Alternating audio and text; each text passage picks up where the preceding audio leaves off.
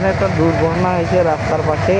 একটা তেলবাহী গাড়ি, সেটা গতকাল রাত্রেবেলা সেটা খাদে পড়ে যায়, স্লিপ করে হয়তো বা রাত্রেবেলা।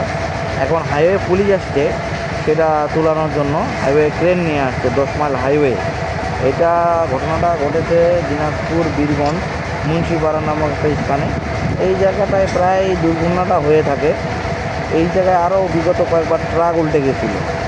এখানে কেন যে দুর্ঘটনাটা হয়ে থাকে বরাবরই সবসময়। এই দেখতে পাচ্ছেন, এই যে এখন হাইওয়ে পুলিশ এখানে আছে, ওটা গাড়িটা কীভাবে তুলানো যায় ওটাকে তুলে দিতে ট্রেন দিয়ে।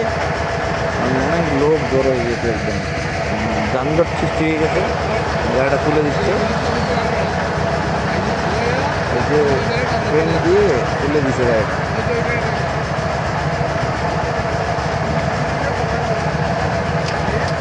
অনেক মানুষ সেখানে অপেক্ষা করতেছে, যে সামনে পুলিশ ভাই দাঁড়িয়ে রয়েছে, এই যে ট্রেনটা ঘোরাচ্ছে।